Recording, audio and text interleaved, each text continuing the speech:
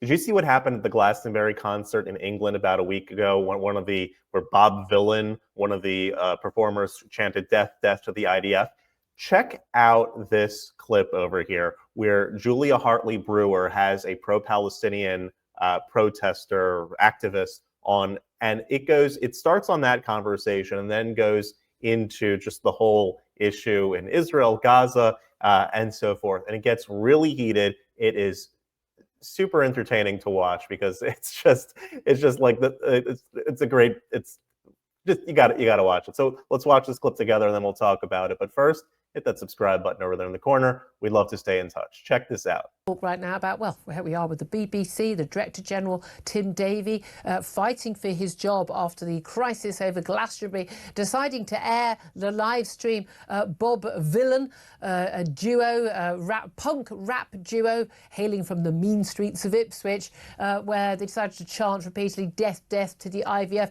They kept it online for about 5 hours, aired it live, even though there would have already been concerns about what the singer was going to say. Let's talk about all of that now with Steve Headley. He's a pro-Palestinian activist and trade unionist. A good morning to you once again, Steve. How are you? Good morning, Julia. I'm well. How are you? Very well indeed. I'm hoping we can keep the civility up. It doesn't often end up that way, but let's do our very best, Steve. Do you think that the Bob Vylan, the act that was preceding kneecap, there was already lots of concern about what kneecap would say ahead of Glastonbury at the weekend. Do you think kneecap should have been live streamed on the BBC in the first place? Should they have had their feed taken down the moment they started chanting death, death to the IVF? And do you think any heads should roll at BBC for filming it? No, I think this is a complete distraction. I mean, while this was going on, we've had hundreds of people killed in Gaza. That should have been the story, not people that are exposing the massacres that are going on in Gaza. Can you imagine, Julia, you're a mother, right? Having the choice as a mother of either feeding her children, which means that you risk yourself to being shot in what can only be described as some sort of dystopian situation where you go along to a food point, and over 600 people now have been killed, 4,000 people have been injured. No. Hamas claims that. Your choice is you either let your children starve or you risk death by the IDF and their proxies, the mercenaries who are manning these stations.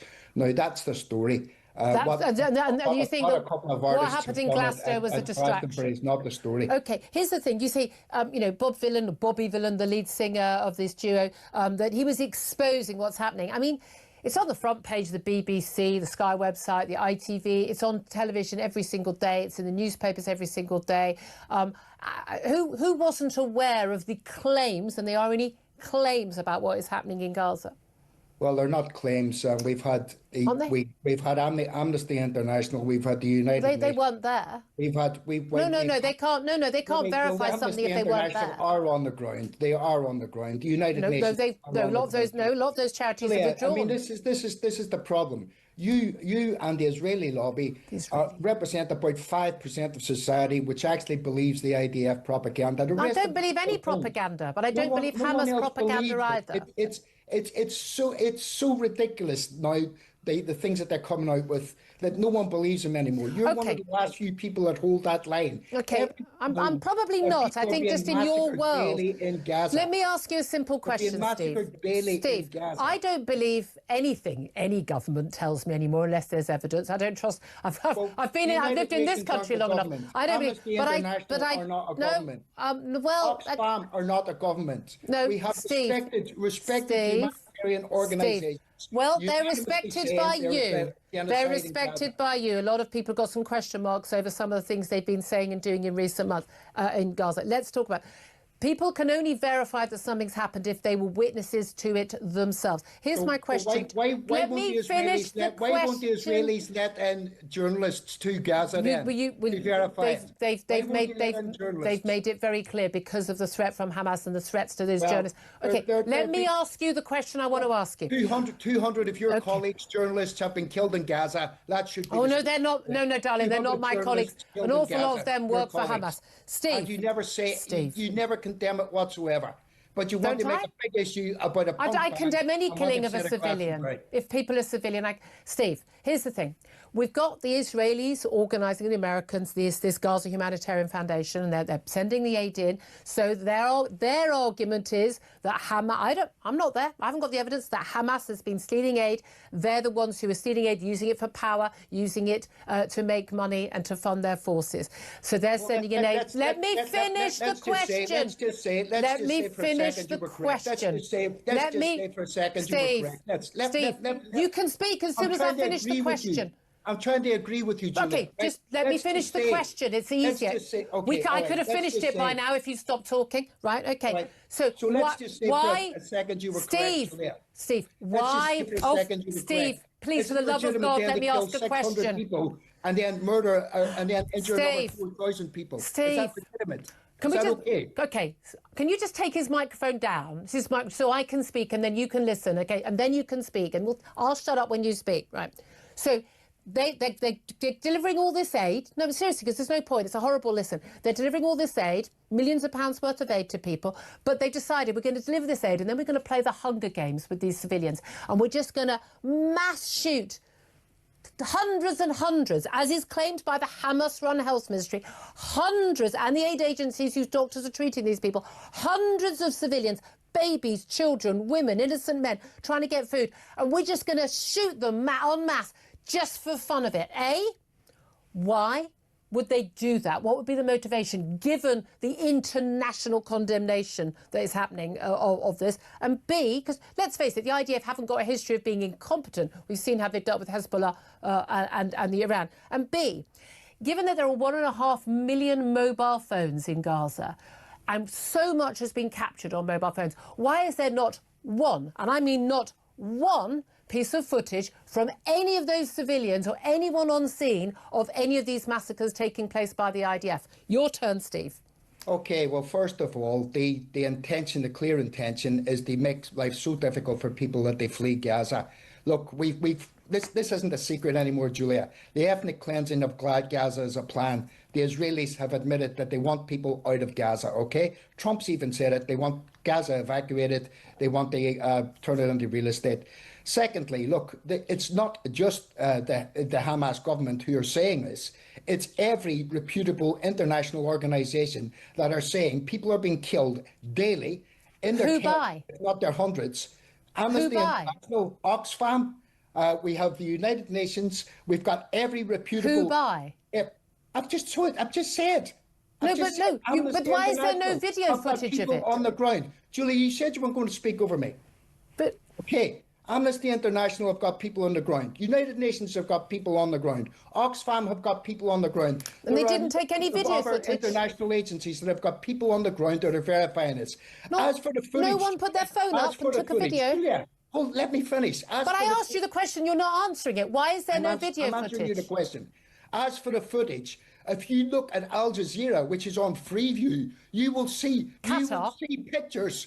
If you look at France TV, which is on Freeview, you will see pictures of people being massacred every day. The fact is, and that the national disgrace is, that the BBC do not show these photographs. They do not show them. That's not fascist true. Israeli government in their narrative. They give it some credence. No one else does.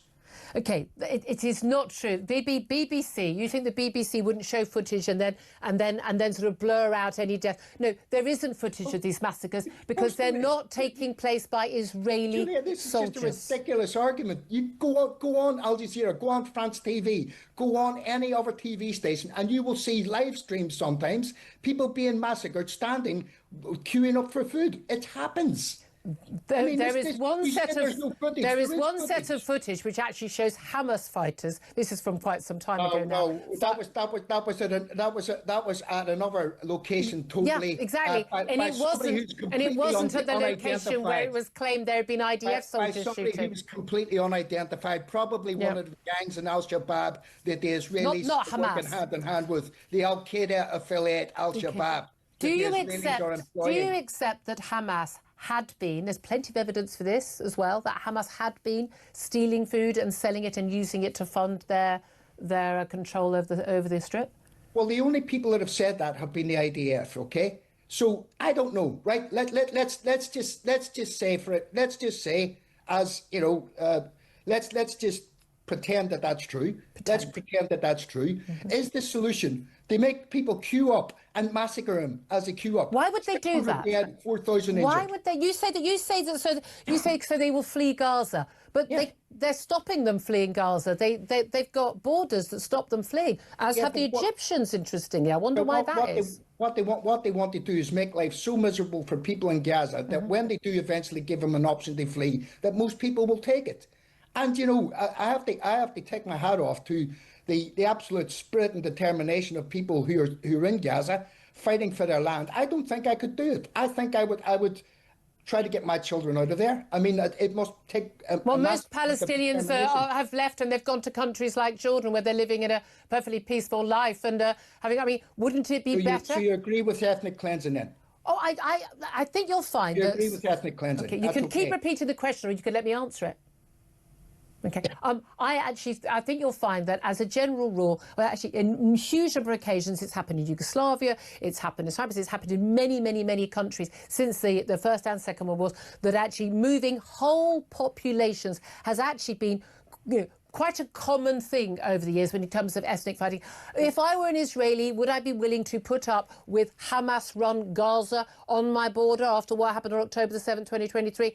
Absolutely not. In which case, it's untenable for people in Gaza to remain under Hamas leadership. If they're not going to get rid of Hamas, if Hamas isn't going to lay down their arms and then they're urged to their declared statement that they want to annihilate Israel and all of the people in it, I don't think it's tenable for those people to remain. No. That's just, first of all, it's just not true. It's a completely false premise. Hamas wants to get rid of the Israeli state, which is something completely different. They want to kill all Jews. No, they don't. No, they don't. They literally said, the Hamas leadership literally said a few days after October the 7th, there's video footage on national television. Let me answer your point directly. But no, you can't just lie, Steve. If I was to say to you, okay, the problem is, since 1948, the Israelis, the IDF force came out of terrorist organisations, the Haganah and the Irgun, which actually murdered British troops in the St David's Hotel. It's a conscripted national defence Hotel, you would know that. And from then on, they've terrorised the Palestinians. They've killed thousands of them every year, whether it's a declared war or not. Even in the West Bank, where Hamas are not in control, we see settler violence encouraged by the government, and the government continually stealing more and more Palestinian land. I have very big issues with what's been happening in the West Bank. I concur with that. This is so. If I was to put it the other way to you, Julie, if I was to say to you, the solution to this is to move a whole population. Well, if I was to say to you, well, let's all move all the Israelis back to Eastern Europe or back to New York or New Jersey, which the vast majority of them came from. Very few of them have got Semitic genes at all. They're not. That's again completely made up nonsense. No link to the occupied Palestinian territory. They do. I mean, I'm sorry. These people, there's never been anywhere called. You'd be outraged, wouldn't you? No, because the Jewish people have a right to a homeland, same as everyone else. If the Palestinian people, but the Palestinian leaders over decades have been offered the two-state solution and keep turning it down because they want a one-state solution, the Palestinian leadership, which is they want the land of Israel. Israel is a tiny, tiny, tiny strip of land in the whole of the Middle East. There's plenty of places for people to live in the Middle East, but they want to have that one little bit. This is about the annihilation of Israel and the Jewish people. It's not about the rights of Palestinians. Palestinian people in Gaza could have been living a wonderful life. They could have had that real estate that Donald Trump talks about if they weren't ruled by extremist terrorists whose main aim in life is killing Jews. It's the fault of the Hamas terrorist leadership and the support that the population gives them. That is the problem, not Israel, I would say. Julia, Hamas didn't exist until the 1980s. Hamas only came about because of the horrible way that the Israelis treated the Palestinians. Yeah. Hamas didn't exist. In fact, Netanyahu funded Hamas. He funded them, and this is on record. This is not me saying it. Google it. Netanyahu funded Hamas to sow division within the Palestinian communities to undermine the PLO leadership. There's been a lot of things have happened over the years. But if you're really worried about babies and children and innocent women and men dying in Gaza right now, I would say the number one priority would be to oust Hamas. Yeah?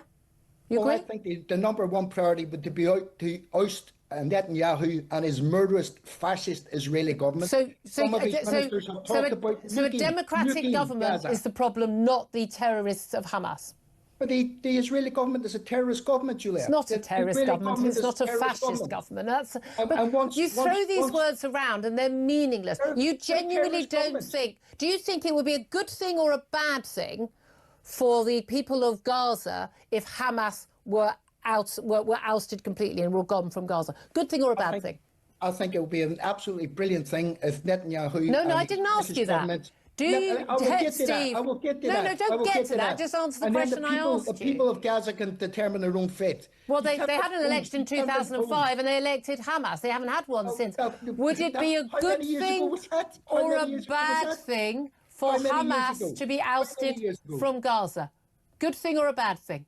I think if the people of Gaza decided their own fate, that is what we have to respect. And I think that people in the West should Hamas hold elections? Are not going to help. Should Hamas hold elections? Well, they don't hold elections. They don't. I didn't ask you that. Should Hamas hold elections? Yes, of course. And do you think the people of Gaza would vote for Hamas as a terrorist organisation? I think at this time, I'm not sure what they would vote for, but I have to say that the fact that they're being massacred in their hundreds every day, the fact that Hamas claims they're being massacred in their hundreds. And shot by the Israeli terror forces, Israeli genocidal forces, I think that would not help people in Gaza. No. And do you think it would help people in Gaza if Hamas weren't attacking got rid of a genocidal government in Israel, then perhaps the people of Gaza will choose a different government in Gaza. You think they would? Do you think there's any hope that we're talking about Donald Trump messaging last night about possible 60-day ceasefire between Israel and Hamas? He says Israel have accepted it, whether or not Hamas would agree, whether the terms would be agreed on both sides, that actually if you could actually come to a point where there was no longer the threat of an attack on Israel, do you think it's possible that Israel and their supposedly, as you call it quite wrongly, genocidal fascist government would not be therefore sending their forces or rockets into Gaza and would leave people in Gaza alone to just rebuild their lives? Well, Julia, we'll go back to the West Bank. Gaza. Hamas don't control the West Bank. There are still genocidal forces running through the West Bank, killing people on a daily basis. The genocidal forces of the Israeli government. Right. I hope that there is a ceasefire. I really do hope that there's a ceasefire. But we have to look at it.